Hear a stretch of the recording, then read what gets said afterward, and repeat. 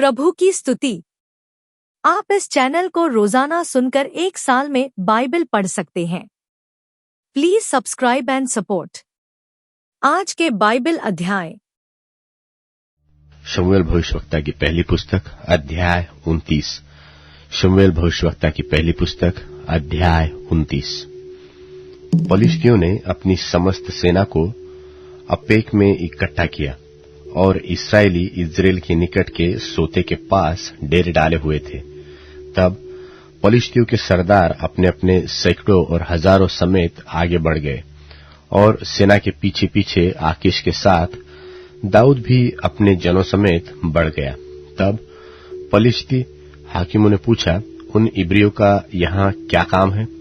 आकीश ने पलिश्ती सरदारों से कहा, क्या वह इस्राएल के राजा शाऊल का कर्मचारी दाऊद नहीं है, जो क्या जाने कितने दिनों से वरन वर्षों से मेरे साथ रहता है, और जब से वह भाग आया तब से आज तक मैंने उसमें कोई दोष नहीं पाया।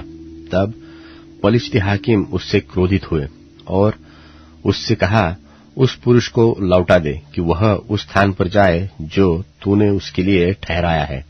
वह हमारे संग लड़ाई में न आने पाएगा। कहीं ऐसा न हो कि वह लड़ाई में हमारा विरोधी बन जाए, फिर वह अपने स्वामी से फिर किसी रीति से मेल करे। क्या लोगों के सिर कटवाकर न करेगा? क्या यह वही दाऊद ने जिसके विषय में लोग नाचते और गाते हुए एक दूसरे से कहते थे कि शाऊल ने हजारों को मारा पर दाऊद ने लाखों को मारा है? तब आकीश ने दाऊद को बुलवाकर उससे कहा, यहोवा के जीवन की शपथ, तू तो सीधा है और सेना में तेरा नाम मेरे संग आना जाना भी तुझे भावता है, क्योंकि जब से तू मेरे पास आया तब से लेकर आज तक मैंने तो तुझमें कोई बुराई नहीं पाई। तो भी सरदार लोग तुझे नहीं चाहते, इसलिए अब तू कुशल से लौट जा। ऐसा न हो कि पलिश्ती सरदार तुझसे अप्रसन्न हो। दाऊद ने आकीश से कहा, मैंने क्या किया है? और जब से मैं तेरे पास आया तब से आज तक तूने अपने दास में क्या पाया है कि मैं अपने प्रभु राजा के शत्रुओं से लड़ने न पाऊं? आकीश ने दाऊद को उत्तर देकर कहा, हाँ, यह मुझे मालूम है। तू मेरी दृष्टि में तो परमेश्वर के दूत के समान अच्छा लगता है। तो भी पलिश्ती हाकिमों ने कहा है कि वह हमारे संग लड़ाई में न जाने पाएगा। इसलिए अब तू अपने प्रभु के सेवकों को लेकर जो तेरे साथ आए हैं बिहान को तड़के उठना, और तुम बिहान को तड़के उठकर उजियाला होते ही चले जाना। इसलिए बिहान को दाऊद अपने जनों समेत तड़के उठकर पलिश्तियों के देश को लौट गया और पलिश्ती इज्राएल को चढ़ गए। शमूएल भविष्यवक्ता की पहली पुस्तक अध्याय 30। शमूएल भविष्यवक्ता की पहली पुस्तक अध्याय 30। तीसरे दिन जब दाऊद अपने जनों समेत सिकलग पहुंचा, तब उन्होंने क्या देखा कि अमालेकियों ने दक्षिण देश और सिकलग पर चढ़ाई की और सिकलग को मार के फूंक दिया, और उसमें की स्त्री आदि छोटे बड़े जितने थे सबको बंधुआई में ले गए। उन्होंने किसी को मार तो नहीं डाला, परंतु सबों को लेकर अपना मार्ग लिया। इसलिए जब दाऊद अपने जनों समेत उस नगर में पहुंचा, तब नगर तो जला पड़ा था और स्त्रियां और बेटे बेटियां बंधुआई में चली गई थी। तब दाऊद और वे लोग जो उसके साथ थे चिल्लाकर इतना रोए कि फिर उनमें रोने की शक्ति न रही। और दाऊद की 2 स्त्रियां इज्राएली अहीनोअम और कर्मेली नाबाल की स्त्री अबीगैल बंधुआई में गई थी, और दाऊद बड़े संकट में पड़ा, क्योंकि लोग अपने बेटे बेटियों के कारण बहुत शोकित होकर उस पर पत्थरवाह करने की चर्चा कर रहे थे। परंतु दाऊद ने अपने परमेश्वर यहोवा को स्मरण करके हियाव बांधा। तब दाऊद ने अहीमलेक के पुत्र एब्यातार याजक से कहा, एपोद को मेरे पास ला। तब एब्यातार एपोद को दाऊद के पास ले आया, और दाऊद ने यहोवा से पूछा, क्या मैं इस दल का पीछा करूं? क्या उसको जा पकड़ूंगा? उसने उससे कहा, पीछा कर, क्योंकि तू निश्चय उसको पकड़ेगा और निसंदेह सब कुछ छुड़ा लाएगा। तब दाऊद अपने 600 साथी जनों को लेकर बसोर नाम नाले तक पहुंचा। वहां कुछ लोग छोड़े जाकर रह गए थे। दाऊद तो 400 पुरुषों समेत पीछा किए चला गया, परंतु जो 200 जो ऐसे थके हुए थे कि बसोर नाले के पार न जा सके, वहीं रहे। उनको एक मिस्री पुरुष मैदान में मिला। उन्होंने उसे दाऊद के पास ले जाकर रोटी दी और उसने उसे खाया। तब उसे पानी पिलाया। फिर उन्होंने उसको अंजीर की टिकिया का एक टुकड़ा और 2 गुच्छे किशमिश दिए, और जब उसने खाया तब उसके जी में जी आया। उसने 3 दिन और 3 रात से न तो रोटी खाई थी और न पानी पिया था। तब दाऊद ने उससे पूछा, तू किसका जन है और कहाँ का है? उसने कहा, मैं तो मिस्री जवान और एक अमालेकी मनुष्य का दास हूं, और 3 दिन हुए कि मैं बीमार पड़ा और मेरा स्वामी मुझे छोड़ गया। हम लोगों ने करेतियों की दक्षिण दिशा में और यहूदा के देश में और कालेब की दक्षिण दिशा में चढ़ाई की और सिकलग को आग लगाकर फूंक दिया था। दाऊद ने उसे पूछा, क्या तू मुझे उस दल के पास पहुंचा देगा? उसने कहा, मुझसे परमेश्वर की यह शपथ खा कि मैं तुझे न तो प्राण से मारूंगा और न तेरे स्वामी के हाथ कर दूंगा। तब मैं तुझे उस दल के पास पहुंचा दूंगा। जब उसने उसे पहुंचाया तब देखने में आया कि सब भूमि पर छिटके हुए खाते पीते और उस बड़ी लूट के कारण जो वे पलिश्तियों के देश और यहूदा से लाए थे नाच रहे थे। इसलिए दाऊद उन्हें रात के पहले पहर से लेकर दूसरे दिन की सांझ तक मारता रहा, यहाँ तक कि 400 जवान को छोड़ जो ऊंटों पर चढ़कर भाग गए, उनमें से एक भी मनुष्य न बचा। और जो कुछ अमालेकी ले गए थे वह सब दाऊद ने छुड़ाया, और दाऊद ने अपनी दोनों स्त्रियों को भी छुड़ा लिया। वरन उनके क्या छोटे क्या बड़े, क्या बेटे क्या बेटियां, क्या लूट का माल, सब कुछ जो अमालेकी ले गए थे, उसमें से कोई वस्तु न रही जो उनको न मिली हो, क्योंकि दाऊद सब का सब लौटा लाया। और दाऊद ने सब भेड़ बकरियां और गाय बैल भी लूट लिए। और इन्हें लोग यह कहते हुए अपने जानवरों के आगे आगे हाँकते गए कि यह दाऊद की लूट है। तब दाऊद उन 200 पुरुषों के पास आया जो ऐसे थक गए थे कि दाऊद के पीछे पीछे न जा सके थे और बसोर नाले के पास छोड़ दिए गए थे, और वे दाऊद से और उसके संग के लोगों से मिलने को चले। और दाऊद ने उनके पास पहुंचकर उनका कुशल क्षेम पूछा। तब उन लोगों में से जो दाऊद के संग गए थे सब दुष्ट और ओछे लोगों ने कहा, ये लोग हमारे साथ नहीं चले थे, इस कारण हम उन्हें अपने छुड़ाए हुए लूट के माल में से कुछ न देंगे, केवल एक एक मनुष्य को उसकी स्त्री और बाल बच्चे देंगे कि वे उन्हें लेकर चले जाए।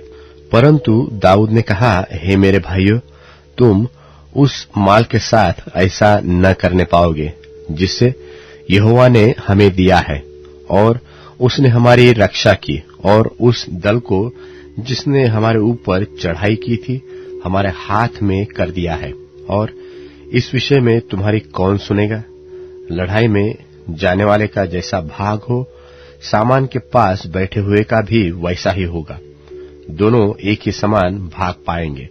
और दाऊद ने इस्राएलियों के लिए ऐसी ही विधि और नियम ठहराया, और वह उस दिन से लेकर आगे को वरन आज बना है। सिकलग में पहुंचकर दाऊद ने यहूदी पुरनियों के पास जो उसके मित्र थे लूट के माल में से कुछ कुछ भेजा, और यह कहलाया कि यहोवा के शत्रुओं से ली हुई लूट में से तुम्हारे लिए यह भेंट है, अर्थात बेथेल के दक्षिण देश में रामोत यत्तीर, अरोएर, सिपमोत, एश्तोमो, राकाल, यरहमेलियों के नगरों, केनियों के नगरों, होर्मा, कोराशान, अकात, हेब्रोन आदि जितने स्थानों में दाऊद अपने जनों समेत फिरा करता था, उन सब के पुरनियों के पास उसने कुछ कुछ भेजा। शमूएल भविष्यवक्ता की पहली पुस्तक अध्याय 31। शमूएल भविष्यवक्ता की पहली पुस्तक अध्याय 31। पलिश्ती तो इस्राएलियों से लड़े और इस्राएली पुरुष पलिश्तियों के सामने से भागे और गिलबो नाम पहाड़ पर मारे गए। और पलिश्ती शाऊल और उसके पुत्रों के पीछे लगे रहे। और पलिश्तियों ने शाऊल के पुत्र योनातन, अबीनादाब, मलकीश को मार डाला। और शाऊल के साथ घमासान युद्ध हो रहा था और धनुर्धारियों ने उसे जा लिया और वह उनके कारण अत्यंत व्याकुल हो गया। तब शाऊल ने अपने हथियार ढोने वाले से कहा, अपनी तलवार खींचकर मुझे भोंक दे। ऐसा न हो कि वे खतना रहित लोग आकर मुझे भोंक दे और मेरी ठट्टा करे। परंतु उसके हथियार ढोने वाले ने अत्यंत भय खाकर ऐसा करने से इनकार किया। तब शाऊल अपनी तलवार खड़ी करके उस पर गिर पड़ा। यह देखकर कि शाऊल मर गया, उसका हथियार ढोने वाला भी अपनी तलवार पर आप गिरकर उसके साथ मर गया। यो शाऊल और उसके तीनों पुत्र और उसका हथियार ढोने वाला और उसके समस्त जन उसी दिन एक संग मर गए। यह देखकर कि इस्राएली पुरुष भाग गए और शाऊल और उसके पुत्र मर गए, उस तराई की परली ओर वाले और यरदन के पार रहने वाले भी इस्राएली मनुष्य अपने अपने नगरों को छोड़कर भाग गए और पलिश्ती आकर उनमें रहने लगे। दूसरे दिन जब पलिश्ती मारे हुओं के माल को लूटने आए, तब उनको शाऊल और उसके तीनों पुत्र गिलबो पहाड़ पर पड़े हुए मिले। तब उन्होंने शाऊल का सिर काटा और हथियार लूट लिए और पलिश्तियों के देश के सब स्थानों में दूतों को इसलिए भेजा कि उनके देवालयों और साधारण लोगों में यह शुभ समाचार देते जाए। तब उन्होंने उसके हथियार तो अश्तोरेत नाम देवियों के मंदिर में रखे और उसकी लोथ बेतशान की शहरपनाह में जड़ दी। जब गिलाद वाले याबेश के निवासियों ने सुना कि पलिश्तियों ने शाऊल से क्या क्या किया है, तब सब शूरवीर चले और रातों रात जाकर शाऊल और उसके पुत्रों की लोथें बेतशान की शहरपनाह पर से याबेश में ले आए और वहीं फूंक दी। तब उन्होंने उनकी हड्डियां लेकर याबेश के झाऊ के पेड़ के नीचे गाड़ दी और 7 दिन तक उपवास किया। यूहन्ना का प्रकाशित वाक्य 5वां अध्याय। और जो सिंहासन पर बैठा था, मैंने उसके दाहिने हाथ में एक पुस्तक देखी जो भीतर और बाहर लिखी हुई थी और वह 7 मुहर लगाकर बंद की गई थी। फिर मैंने एक बलवंत स्वर्गदूत को देखा जो ऊंचे शब्द से यह प्रचार करता था कि इस पुस्तक के खोलने और उसकी मुहरें तोड़ने के योग्य कौन है। और न स्वर्ग में, न पृथ्वी पर, न पृथ्वी के नीचे कोई उस पुस्तक को खोलने या उस पर दृष्टि डालने के योग्य निकला। और मैं फूट फूट कर रोने लगा, क्योंकि उस पुस्तक के खोलने या उस पर दृष्टि करने के योग्य कोई न मिला। तब उन प्राचीनों में से एक ने मुझसे कहा, मत रो, देख, यहूदा के गोत्र का वह सिंह जो दाऊद का मूल है, उस पुस्तक को खोलने और उसकी 7 मुहरें तोड़ने के लिए जयवंत हुआ है। और मैंने उस सिंहासन और चारों प्राणियों और उन प्राचीनों के बीच में मानो एक बध किया हुआ मेमना खड़ा देखा। उसके 7 सींग और 7 आंखें थीं। ये परमेश्वर की 7 आत्माएं हैं जो सारी पृथ्वी पर भेजी गई हैं। उसने आकर उसके दाहिने हाथ से जो सिंहासन पर बैठा था वह पुस्तक ले ली, और जब उसने पुस्तक ले ली तो वे चारों प्राणी और 24 प्राचीन उस मेमने के सामने गिर पड़े, और हर एक के हाथ में वीणा और धूप से भरे हुए सोने के कटोरे थे। ये तो पवित्र लोगों की प्रार्थनाएं हैं। और वे यह नया गीत गाने लगे कि तू इस पुस्तक के लेने और उसकी मुहरें खोलने के योग्य है, क्योंकि तूने बद्ध होकर अपने लोहू से हर एक कुल और भाषा और लोग और जाति में से परमेश्वर के लिए लोगों को मोल लिया है और उन्हें हमारे परमेश्वर के लिए एक राज्य और याजक बनाया और वे पृथ्वी पर राज्य करते हैं। और जब मैंने देखा तो उस सिंहासन और उन प्राणियों और उन प्राचीनों की चारों ओर बहुत से स्वर्गदूतों का शब्द सुना, जिनकी गिनती लाखों और करोड़ों की थी। और वे ऊंचे शब्द से कहते थे कि वध किया हुआ मेमना ही सामर्थ और धन और ज्ञान और शक्ति और आदर और महिमा और धन्यवाद के योग्य है। फिर मैंने स्वर्ग में और पृथ्वी पर और पृथ्वी के नीचे और समुद्र की सब सृजी हुई वस्तुओं को और सब कुछ को जो उनमें है यह कहते सुना कि जो सिंहासन पर बैठा है उसका और मेमने का धन्यवाद और आदर और महिमा और राज्य युगानुयुग रहे। और चारों प्राणियों ने आमीन कहा और प्राचीनों ने गिरकर दंडवत किया। संहिता अध्याय 133। भजन संहिता अध्याय 133। देखो, यह क्या ही भली और क्या ही मनोहर बात है कि भाई लोग आपस में मिले रहे। यह तो उस उत्तम तेल के समान है जो हारून के सिर पर डाला गया था और उसकी दाढ़ी पर बहकर उसके वस्त्र की छोर तक पहुंच गया। वह हेमान की उस ओस के समान है जो सिय्योन के पहाड़ों पर गिरी थी। यहोवा ने तो वही सदा के जीवन की आशीष ठहराई है।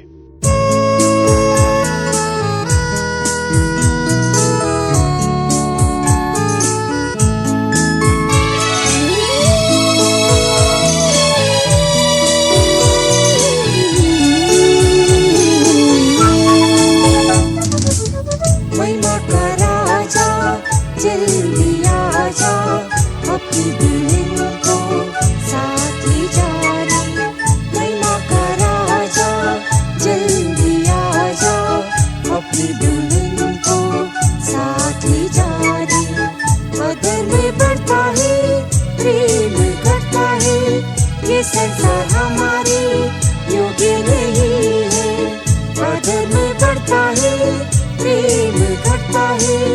ये संसार हमारे योग्य नहीं है। आजा प्रेमी और देर न कर, देखने को दिल हमारा तड़पता। आजा प्रेमी और देर न कर, देखने को दिल हमारा तड़पता।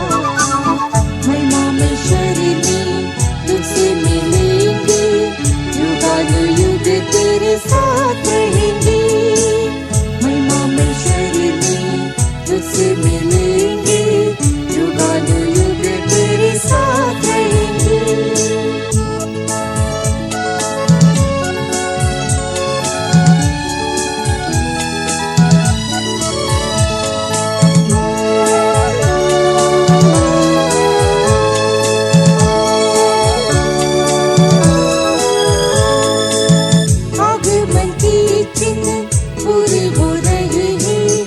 शांति दुनिया में फैल रही है, आगमन के चिन्ह पूरे हो रहे हैं।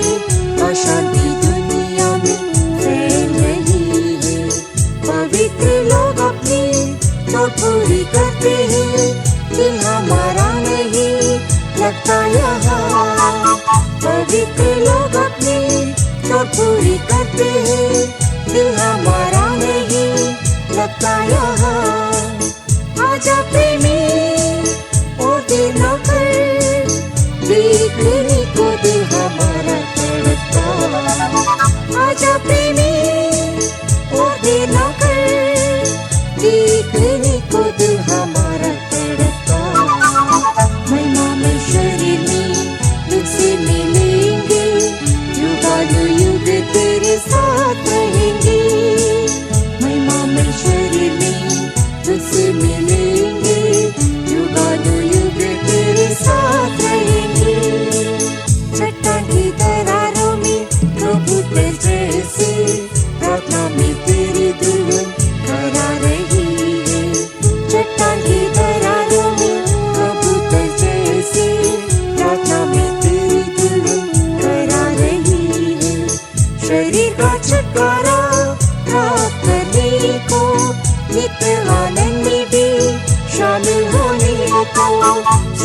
का छुटकारा प्राप्त करने को, नित्य आनंद में भी शामिल होने को। आजा प्रेमी और देर न कर, देखने को दिल हमारा तड़पता। आजा प्रेमी और देर न कर, देखने को दिल हमारा तड़पता। महिमा में शरीर में तुझसे मिलेंगे, युगानुयुग तेरे साथ रहेंगे। महिमा में शरीर में तुझसे मिलेंगे, युगानुयुग तेरे साथ रहेंगे।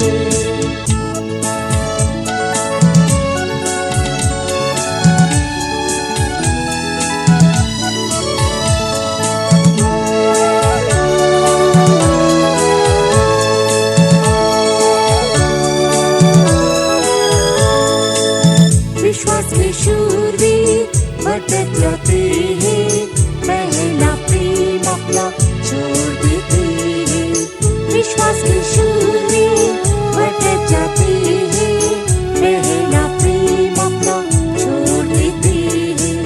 विश्वास और आशा में स्थिर रहने को, आत्मा का बल और अनुग्रह दे। विश्वास और आशा में स्थिर रहने को, आत्मा का बल और अनुग्रह दे।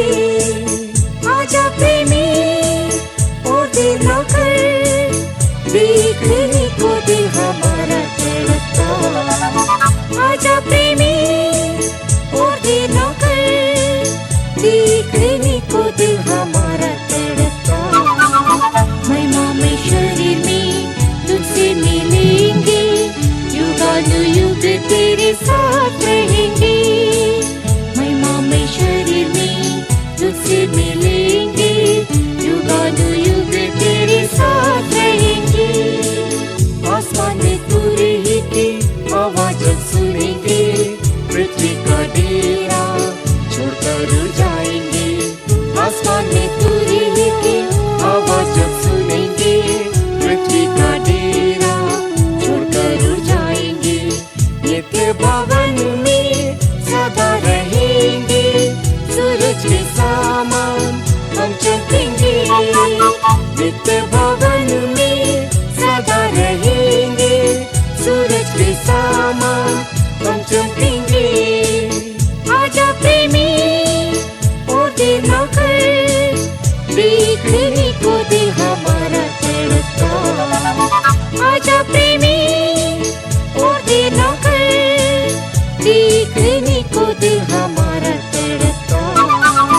महिमा में शरीर में तुझसे मिलेंगे, युगानुयुग तेरे साथ रहेंगे। महिमा में शरीर में तुझसे मिलेंगे, युगानुयुग तेरे साथ रहेंगे। अब Amazon Music, TuneIn, Spotify और YouTube Music में उपलब्ध है। Please follow it.